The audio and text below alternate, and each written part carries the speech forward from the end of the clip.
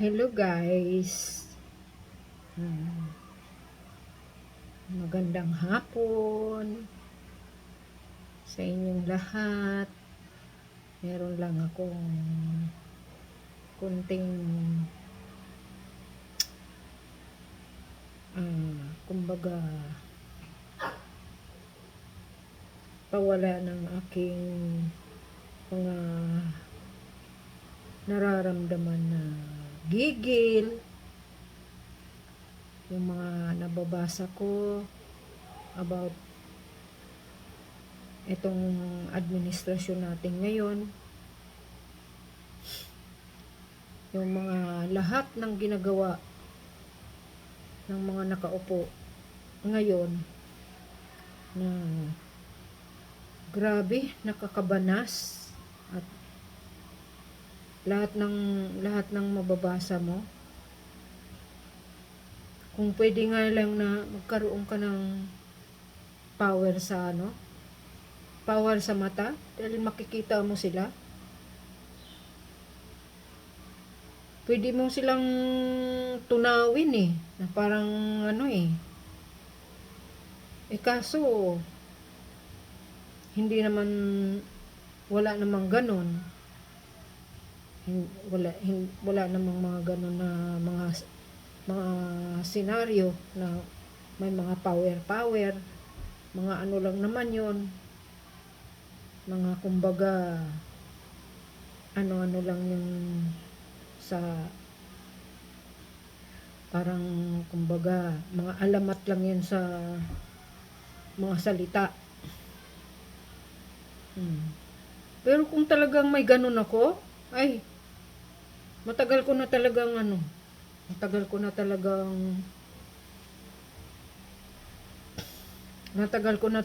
tinunaw yung mga yan. Lalo na pag nakikita mo sila sa TV, talagang maiinis ka. Kasi kung ano yung mga binabalita nila, may kabaliktaran yun. Pag sinabi ni Marcos na walang impeachment, hindi siya ayon sa impeachment, yung pala, yun ang nangyayari. Yun pala yung yun pala yung pinaka totoo yun, baliktad. Yun pala yung mga ginagawa niya. Sinabi niya nun, hindi daw siya makipagtulungan sa sa ICC. Kabaliktaran din yun. Hindi siya makipagtulungan. Pero ang nag-resulta, ayun. Inano ni Turing Diwata na hindi mo maintindihan yung itsura kung pinaglihi ba sa tuod. Alam niyo yung tuod. Alam na ninyo yung tuod. Ako may pagkatuod din ako. Kasi hindi naman ako maputi, ayun may pagkatuod din ako. Pero masubra si Turing tuod. Ngayon, ayun, yung resulta yung sinasabi ni Marcos na hindi daw siya mapagtulungan, hindi daw siya wala daw jurisdiction ng ang ICC sa Pilipinas. Yun pala. Ayun. Sinakay na ni Turi sa eroplano. Ang balita kay naman yung eroplano kay Saldico. Isinakay na ni Turi doon at pinadala sa Netherlands. Tapos, yung matanda, hindi pa binigyan ng doktor. Gustong pumasok si Inday Sara noon, gustong pumasok si Bungo, gustong yung mga nurse Ayun. Basta na lang nila dinala si Tatay Digong sa Netherlands. Mabuti na lang talaga walang nangyayari kay Tatay Digong. Kasi kung may nangyayari nung time na yun, ay nako, gulo talaga nangyayari doon. Nakita naman ni Marcos kung anong birthday lang ni Tatay Digong eh.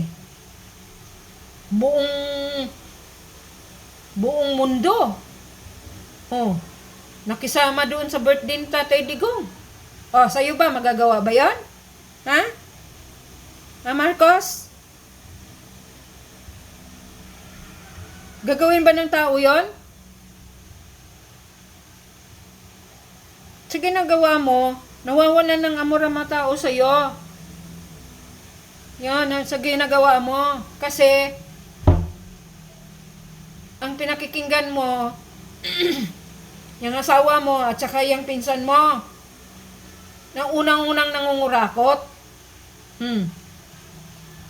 Baka ikaw, hindi mo pa alam, sila, ayun, ubos na. Ubos na nila. Oh. Paano? Sunod-sunuran ka lang. At lagi ka sigurong tulog dyan sa Malacanang. Gigising ka lang. Kung kakain na o ano, o magbabangag ka ulit. Ayun siguro, ganyan ang ginagawa mo siguro, kaya wala kang alam.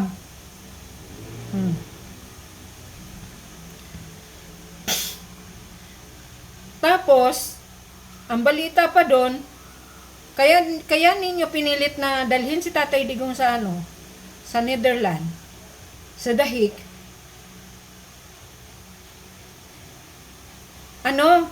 May pinagtaktakpan kayo na ginagawa nitong nangyayari na ginagawa nitong asawa mo. Yung kanyang kinasangkutan. Yun yung pinagtatakpan ninyo eh. Kaya kunwari, talagang dinalan nyo si Tatay Digong doon para mapagtakpan yung ginagawa ng asawa mo.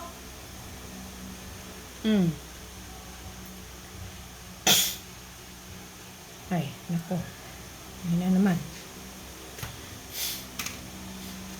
Tapos, ang yung pinsan mo, ayan, nilagyan niya na lahat ng nawala lahat ng budget ng ng 2025 kasi pinaglalagay ninyo sa bawat ng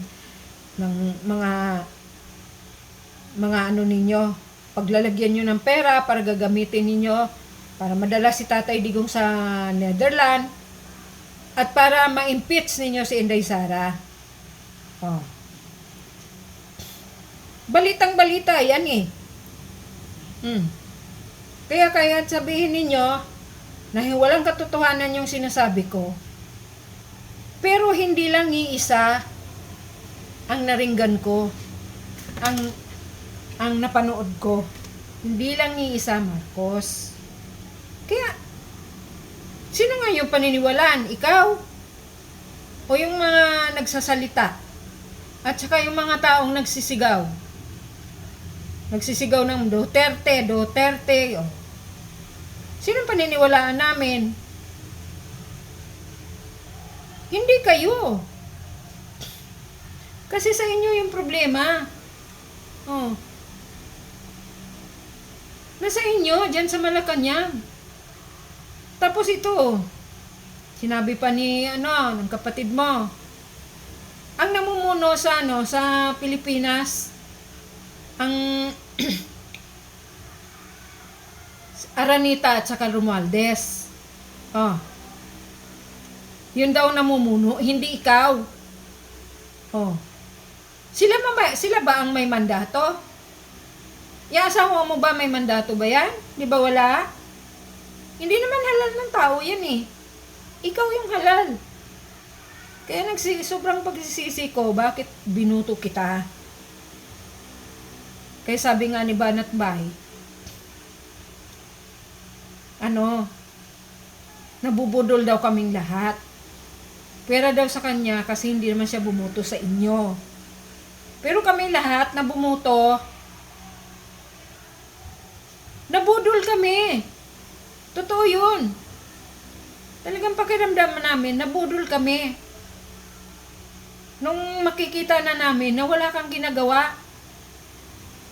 At puro lang mga Duterte na atake ninyo. Nagsimula na doon sa pagbigay mo ng confidential funds kay Inday Sara.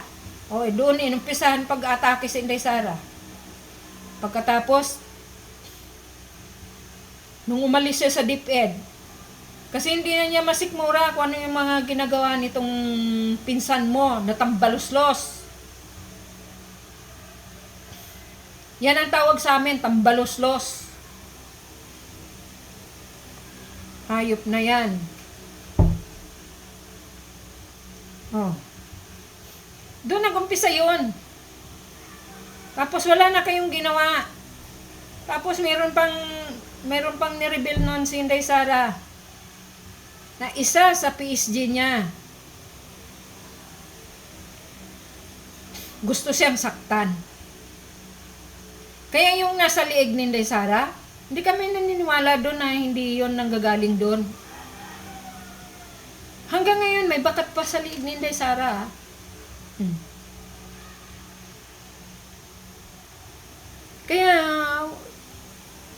Kaya pagka Marcos, ikaw talaga ang impeachable. Sa totoo lang.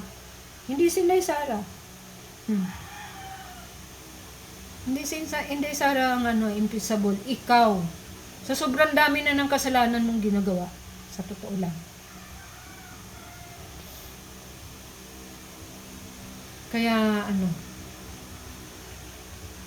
Kaya dapat lang na ma-impeach ka. Sunod si Romualdez. Kung meron pang pagkakataon na pwede yang asawa mo. Oh. 3 kayong i-impeach. Di ba? Tapos ngayon, meron ka pang makipag-reconcile ka sa Duterte. Hoy, hindi ka na nahiya. Hindi ka nahiya sabihin yun. Kunwari, nag-video-video pa kayo ni Taberna para lang sabihin yun, makipag-reconcile ka. Mahiya ka kaya sa mukha mo. Makipag-reconcile ka? Nasaan si Tatay Digong? Oh. Di ba nasa Netherlands? Tapos may gana ka pa makipag-reconcile?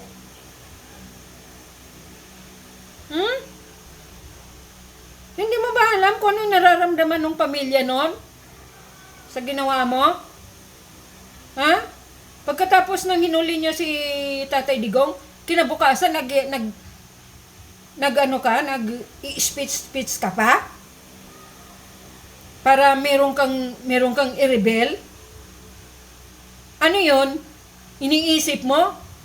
Nanalo ka? At ikaw yung parang ka, nagtagumpay ka? Yun yung mo doon? Iniisip mo, kaya nag-i-speech ka kinabukasan? Ng o kinabukasan ba yun? O akto na pinadala nyo sa pinasakay nyo sa eroplano si Tatay Digong. Kaya talaga, Marcos, kung meron lang talaga kung power sa mata, matagal na kitang dinurog. Oh. Kaso lang wala nga ganun eh. Wala nga ganun. Kaya hindi namin magagawa yon. Kaya ito ginawa ko para lang makarating to sa'yo. Nagbibideo ako para ilabas ko lang yung sama ng loob namin. Yung sama ng loob ko sa mga ginagawa ninyo.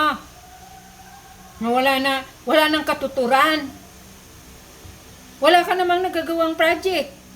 Wala ka namang nagagawang ano Pero ubos niyo yung pera. Budget ng 2025, ayan, wala na. Oh. Kasi ginamit ninyo sa pagpadala kay Tatay Digong,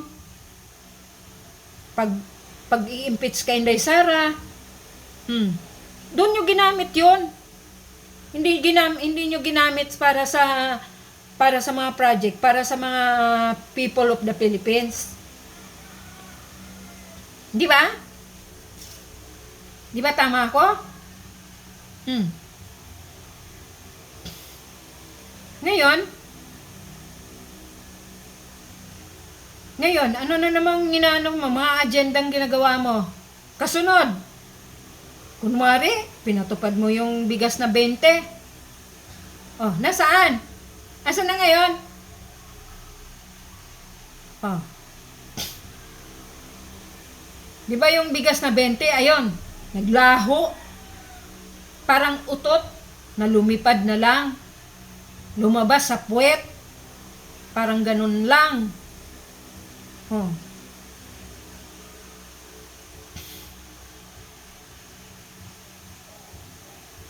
Hindi talaga ako nag-i-expect na ganito ngayon ang mangyayari. Kasi, nung bumuto ako, Marcos, nung nag-ano-ano ka pa lang, na niligaw-ligawan pa lang niyo si Inday Sara, ang sabi ko, wala kasing ibang choice. Walang ibang capable kung di ikaw. Marcos, walang ibang capable na magiging presidente kung di ikaw. Yan yung nasa isip ko. Pero kung nag-advance lang sana yung isip ko nun talagang hindi ka namin ibubuto. Ako, hindi na talaga ako bubuto.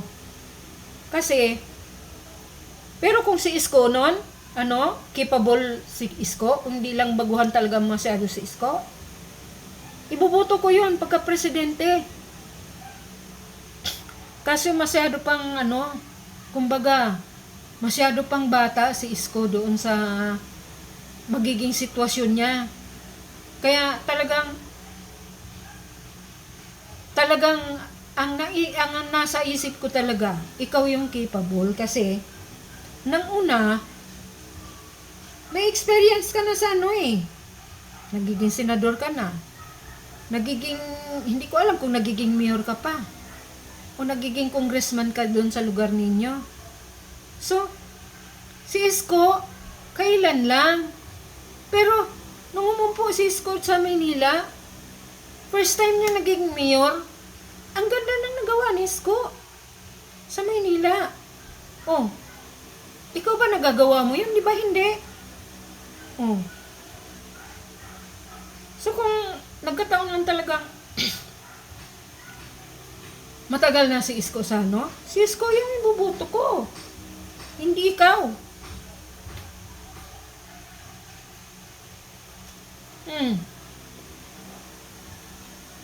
Si Pacquiao, niisip ko, hindi naman pwede yun Oh. Si Leni Robredo, isa pang lutang yun.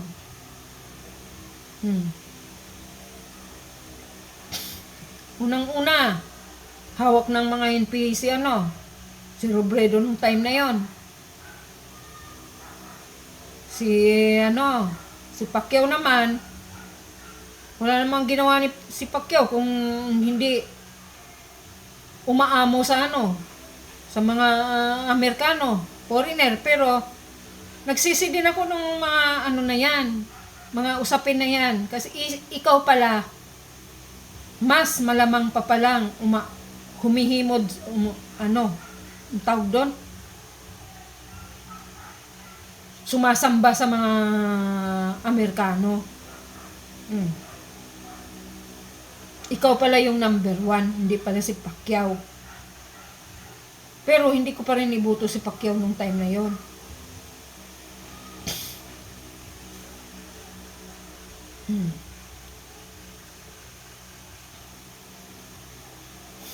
Si Lacson naman kasi, hindi ko rin talaga napupusuan. Pero kung halimbawa nung time na yon, nalalaman ko talaga agad yung karakas mo.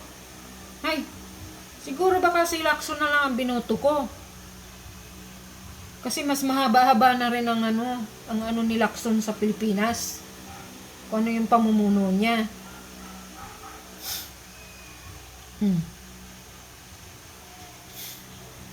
Tapos ngayon, nagsabuatan kayo ngayon. Nakipagsabuatan ka sa mga NPA. Yung 3 itlog. Si Brosas, si Castro, si Manuel, si Raul Manuel. Yan, mga 3 itlog na NPA. Yang mga yan. Nakipagsabuatan ka ngayon para may kakampi ka?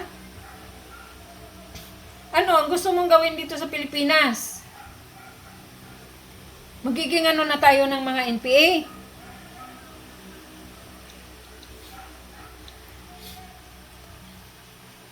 Sana nagpunta na lang kayo ng bundok.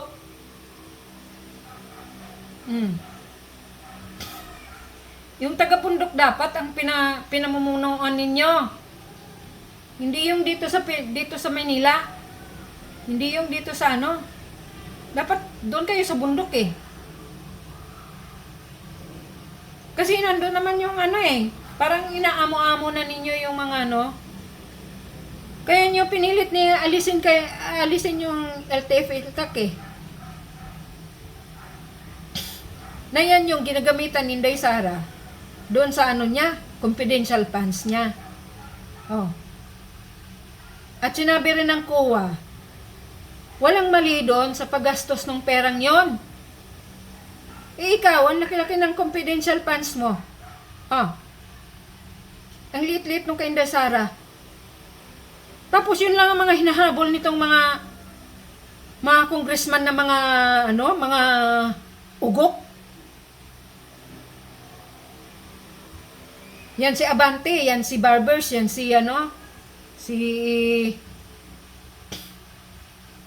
ito si Google, ito si Fernandez.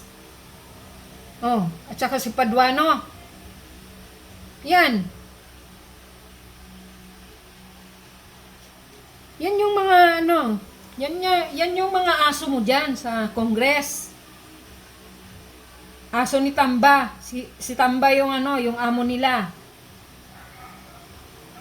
Ngayon, nakinabang ka rin doon, Marcos. Sa pagkaaso nila.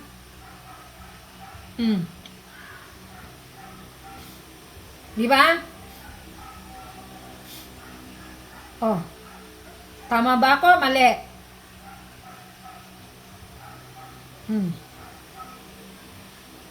Di ba? Yun yung mga yun yung mga ngayon. Tapos, eto pa. Kumuha ka pa ng ng gagawin mong tagapagsalita diyan sa PCO. Kumuha ka pa ng mas mataas pa siya yung amo ng mga aso eh.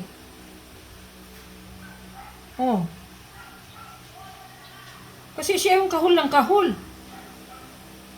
Hindi na lang siya naglagay ng aso para kumahol dyan sa paligid niya. Siya yung kahul ng kahul eh. Tapos marami namang mali yung sinasabi. Kaya ayan, Marcos, bumagsak ka. Dahil dyan, sa aso mo. Kaya ngayon ang Congress, kumuha na naman ng isa pang aso. Taga-kahul daw. Tapos ngayon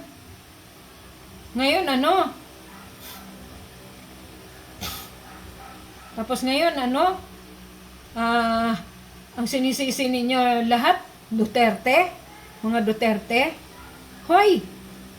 Kayo gumagawa ng mga katarantaduhan sa Pilipinas. Kaya magsitigil kayo. Kung pwede nga lang lumayas na kayo. Kayong lahat na namumuno. Kasi, total, inaalis din naman yung si Inday Sara. O di umalis na rin kayo. Di ba? Hindi namin kayo kailangan. Siguro kung wala namang namumuno, baka magawa pa namin yung magkanya-kanya ng kilos ang mga tao sa Pilipinas. Baka magawa pa yung magawa pa yung kanya-kanyang, halimbawa, tulay doon, papunta sa Mindanao. Baka magtulungan pa ang Mindanao at saka ang buong Mindanao, baka magtulungan pa yun para magawa yung tulay na yon.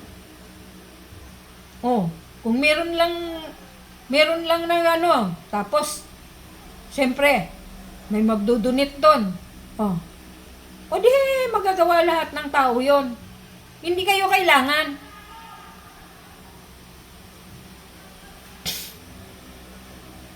Kainis, nakakapanggigil. Parang hindi na kasi kailangan ng mamumuno dito sa Pilipinas Kanya-kanya kayo ng kurakot Yan si Romualdez. Gaano kalaki na kurakot niyan? Kasi sino ba may hawak ng pera daw? Ang sabi ni Inday Sara. Si Saldico lang, saka si Romualdez. So, sila lang ang sila lang ang busog. Tapos yung kanilang mga aso, busog din. Kasi siyempre, binabayaran nila yun. Para meron silang aso.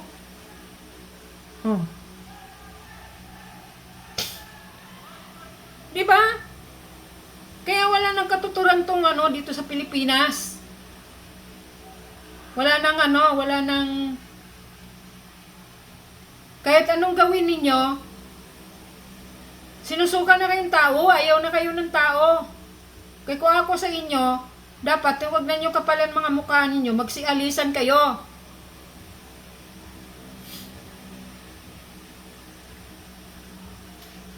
Magsialisan kayo.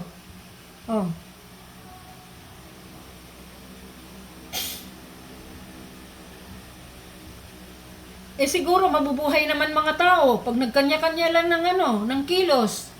Mabubuhay ang tao. Kahit na wala kayo. Mga hayop kayo Wala kayong ginawa kundi kurakutin na lang ninyo lahat ng mga tax ng mga people. Nangungurakot na lang kayo ng nangungurakot Hindi naman yung iniisip kasi talaga yung mga buhay ng mga Pilipino, mga people dito sa Pilipinas. Ang gusto nyo, hawakan nyo ang Pilipinas para sa inyo lahat. Sa inyo lahat ang kung ano yung mga dumadating diyang kung mga nung mga tawag doon, mga tumutulong sa Pilipinas, sa inyo lahat.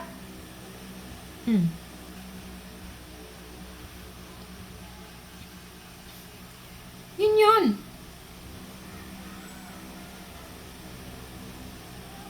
Tapos may naglalabasan pa yung mga anomalya ninyo. Pilit niyong pinagtatakpan yun.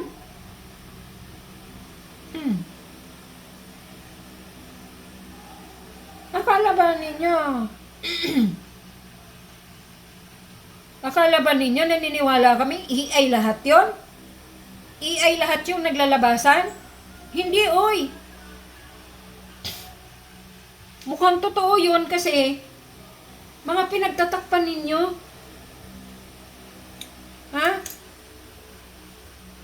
Pinipilit ninyong itago.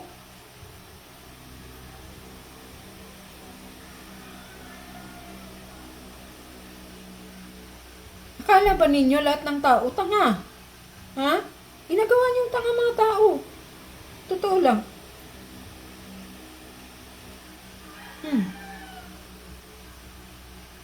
Lahat ng negosyante, inuuto-uto ninyo.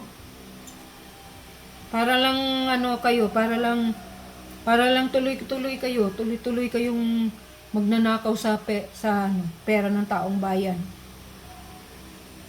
Inuto-uto talaga ninyo, sa totoo lang.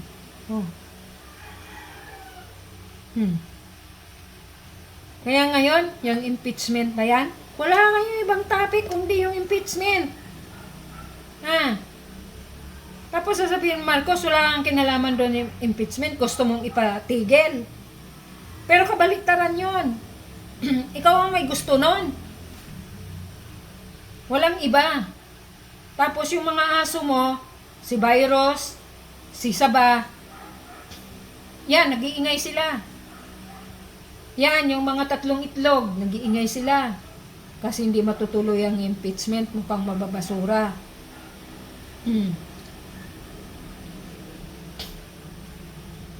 Tapos sinisin nyo lahat kay kay Cheese.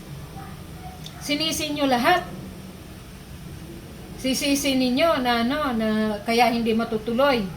Kasi dinidelete ni Cheese. Wala naman pala talagang panahon na. Kasi 13 na lang. Hanggang 13 na lang yung 19th Congress. Hanggang 13 na lang sila. Kaya wala na talagang panahon. Sino ba nag-delay? Di ba si Tamba?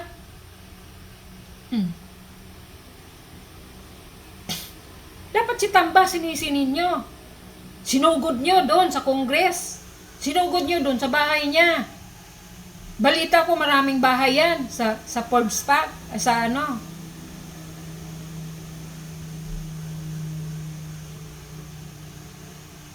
doon sa Muntinlupa. May mga bahay daw yan si Tamba doon. Yun yung bunga ng pangungurakot niya. Ba? Mas malalaman mo, marami siyang bahay. Ang lalaki pa daw ng bahay.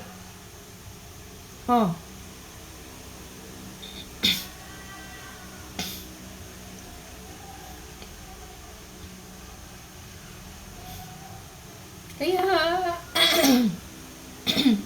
hindi naman talaga pagtaka na nayayaman din siya. Kasi sila nga may hawak ng pera, di ba? Silang dalawa ni Saldico.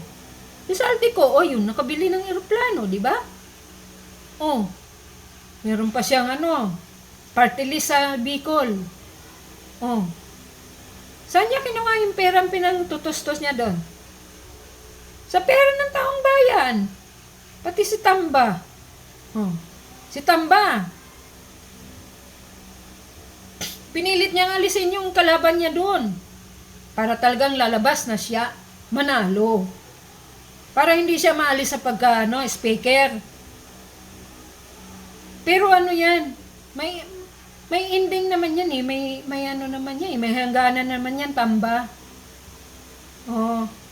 Hindi ikaw ang lahat laging bida, Tamba. Ikaw hindi laging bida. Tignan lang natin kung mag-ano ka ba. Hanggang mamatay ka, nandyan ka pa sa speaker.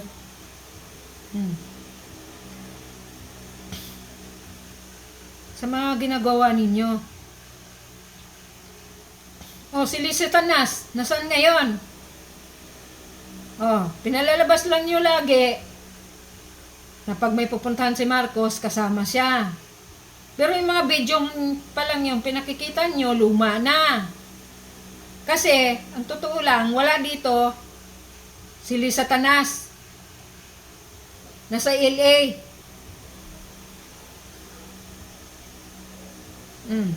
Yan yung mga naano ko Yan yung mga napapanood ko Hindi ba totoo yun?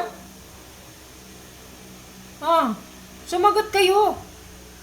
Kung hindi totoo yun.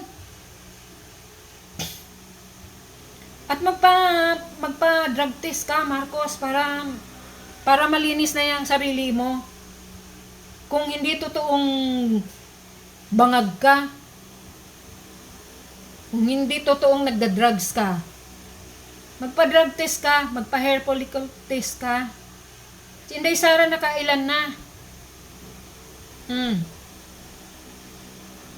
Kaya kahit sino pa dyan ang naghahamon na magpa-hair follicle test si Inday Sara, tapos na. Nakapangatlo na nga eh.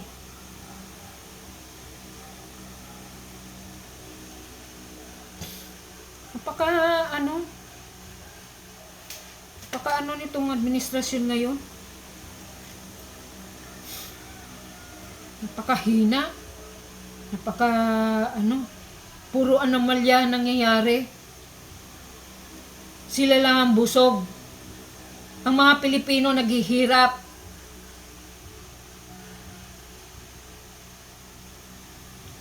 Sa puro kawalang hiyaan nila.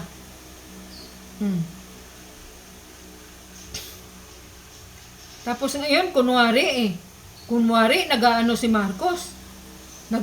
Nagpa-resign ng kanyang mga gabinete. Para ano? Tapos wala ka naman palang tinanggal. Yung gusto mo lang naman palang tanggalan, sige bara lang. Oh. Yun lang naman pala. Wala naman palang iba. Baka natatanggal dyan, 3 lang o 2. Pero si Agta, hindi mo pa rin tinanggal. Nandyan pa rin sa DOJ. Oh.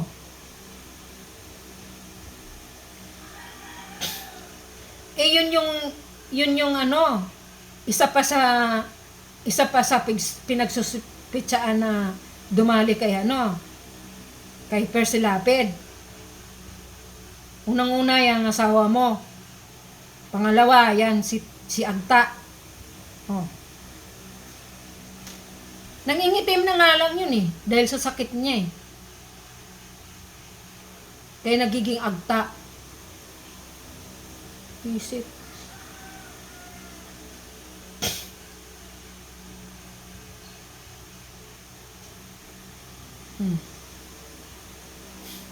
Akala ba ninyo hindi ng tao yon yung suspitsa na kung sinong dumali kay Percy Lapid? Yun din ang mga haka-haka ng iba. Sino bang inatake ni ni Percy Lapid? Di ba kayo din? Si Agta. Oh. Huwag niyo sabihin na nagkakamali. Nagkakamali yung mga taong doon. Nagsususpetsa. Parang hindi nagkakamali. Oh. Kasi ako din, yun din, suspetsa ko. Hindi ako nagsususpetsa sa iba.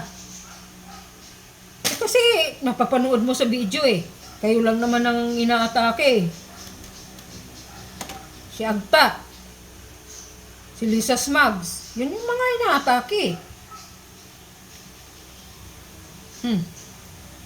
Ngayon, may isip pa ng tao yon kung hindi kayo ang doon, nagdadali, ang dumali doon.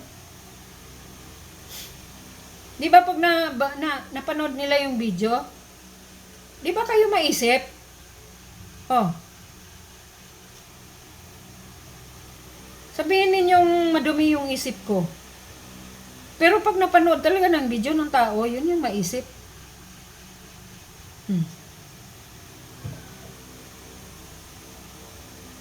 Grabe na lang talaga grabe na lang siguro kabobo kung mapanood yung video na yun. Kung hindi maisip yun. Sobrang ng kabobo yung taong yun. Pagka hindi maisip yung pag napanood yung video na ganun. Kung sino yung inaatake ng tao. Kaya siya nawala. Di ba?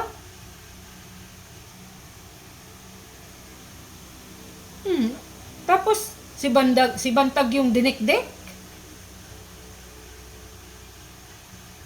Mukhang walang kasalanan si Bantag. Si Bantag yung katulad yung pagkamatay ni Digamo. Oh. Sinong balita ngayon na dumali doon? Di ba asawa rin niya? Oh. Hindi si Tebes. Ang ginagawa lang talaga nitong Agta nito, talagang diniin si Tebes. Eh siyempre, sa sobrang takot ng tao na makulong siya, ayun, tumakas, pumunta sa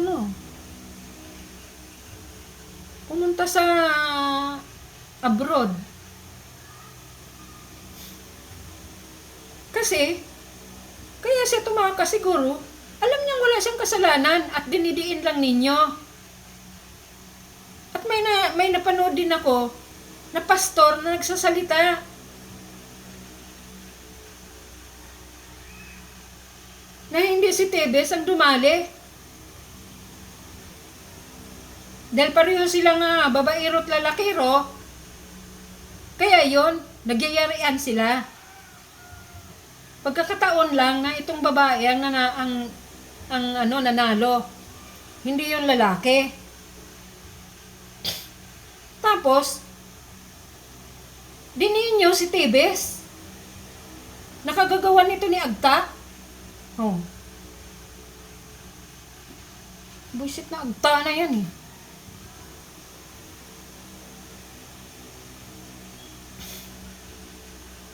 Kaya ito si Virus at saka ito si Saba. Ayan, nag-ingay-ingay sila tungkol dyan sa impeachment Inday Sara.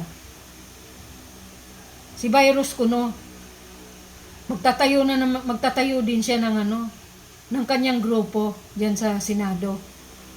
Di magtayo ka! Tangina mo! Tignan natin kung mananaig ka. Sinusuka na kasi kayo ng tao ang kumakampi na lang sa inyo. Yung ninyo, yung nakapaligid sa inyo, Virus.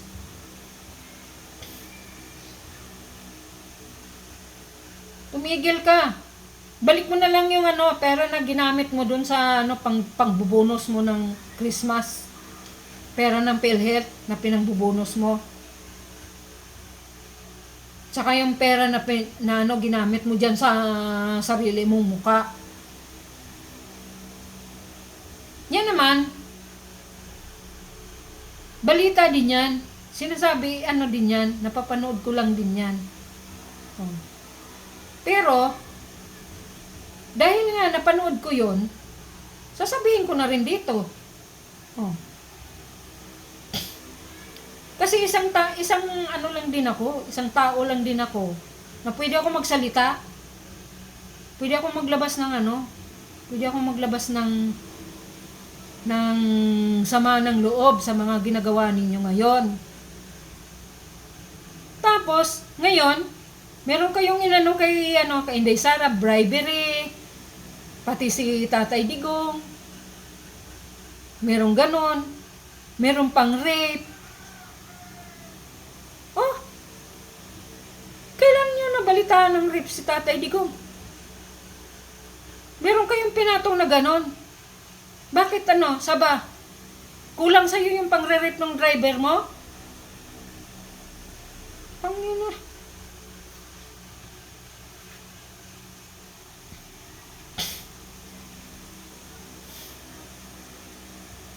Pinatungan pa niyo ng ganon si Tatay Digong doon sa pang-rape?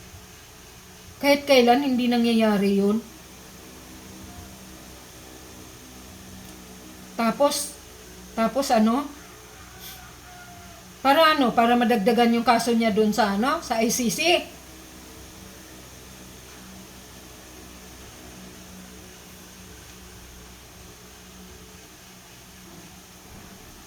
Na yung ng mga ninyo, mamamatay si Tatay Digong. Natural. War on drugs yun, niya. Lahat ng mga nagda-drugs, sinasakyan yon. Dahil nga, doon sa ginawa ni Tatay Digong at ni Bato na pagtukhang, pag nahuli sila, wala na. Patay na yung kanilang mga negosyo. Oh. Patay na. Diba, minsan din may haka-haka din sa'yo, Virus tungkol sa drugs. Oh. May mga nababasa din akong ganyan, may naririnig, may napapanood din akong ganyan.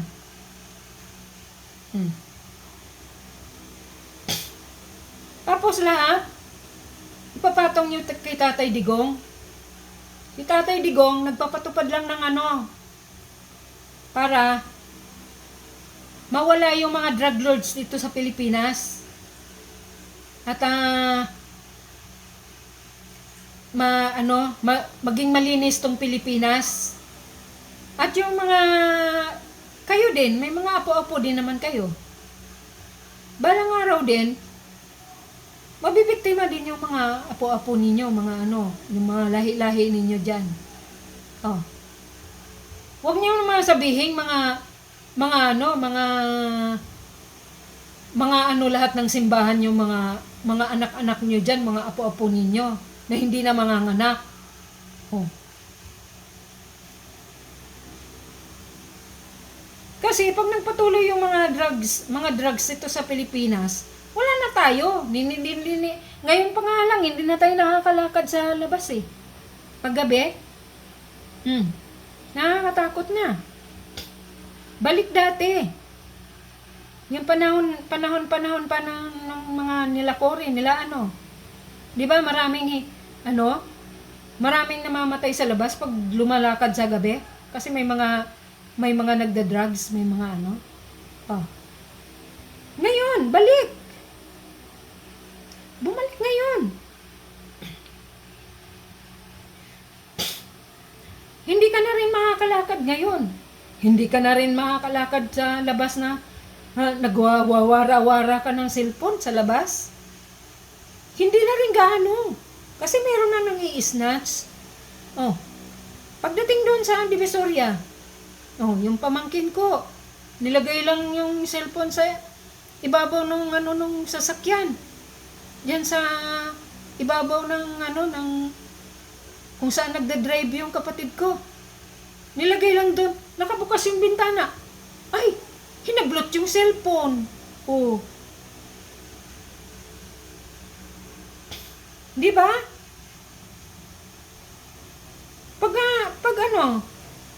Pag malinis ang Pilipinas, may mangyayari bang ganyan? Di ba wala? Ay, grabe. Nakakapanggigil talaga, sa totoo lang.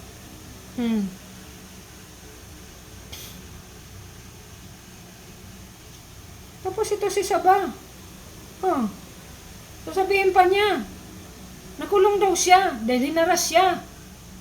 Oh, binayaran mo lang yung bumaliktad eh. Para kunwari, babaliktad yun at na wala kang kasalanan. Paano kang tumagal sa kulungan? Nag 7 years ka pa sa kulungan. Sinabi mo hinaharas ka. Bakit hindi nyo nagawa ng paraan? Para makalabas ka nung time na yun. Ay sabi mo hinaras ka lang. Mananaig ba yun? Mananaig ba yun sa tama? Kung tama ka? Utot mo. Dilima. Utot ninyong lahat. Pinapalipad lang ninyo. Ginagawa niyong mabaho ang Pilipinas.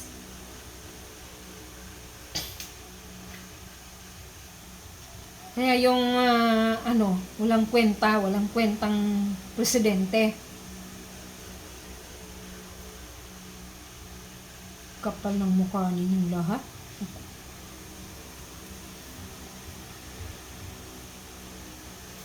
Tapos wala pa ngayong topic lagi, impeachment.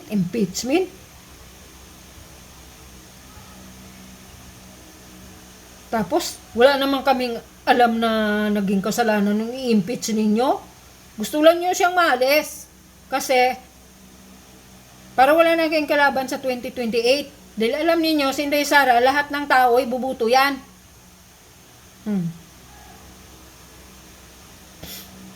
Yan ang future president sa 2028.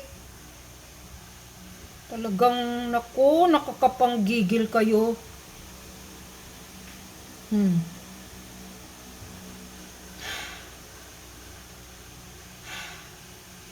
Okay na.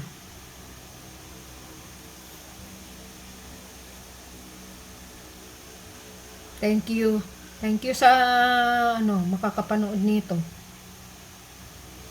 Nilabas ko lang talaga yung yung saloobin ko. Lalo na yung mga nababasa ko na talagang naku, talaga naman pag malapit lang talaga sa akin, naku, iwan ko lang. Siguro may magagawa ako. Thank you guys.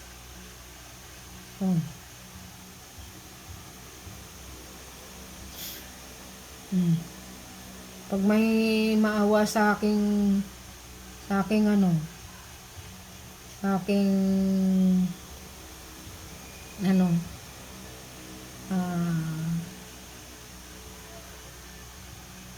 content, pakiano na lang po, thumbs up,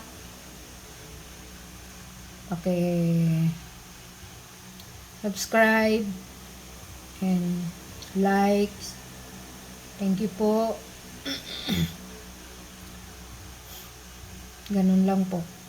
Pero okay lang po kung ayaw ninyo, okay lang. Hindi naman ako kahit na, kasi pasundot-sundot lang din naman yung video ko eh. Pag nagagalit lang ako, doon ako nagbibideo. Sige guys. God bless you all. People of the Philippines. God bless you all. And sana manatili pa kayo na na maniniwala sa tama. At suportahan natin yung mga tama, katulad nila Marcolita, Bato, Bongo, at ang mga Duterte. Na lang natin, suportahan na lang po natin sila para hindi tuluyang bumagsak ang Pilipinas. Thank you guys. Bye.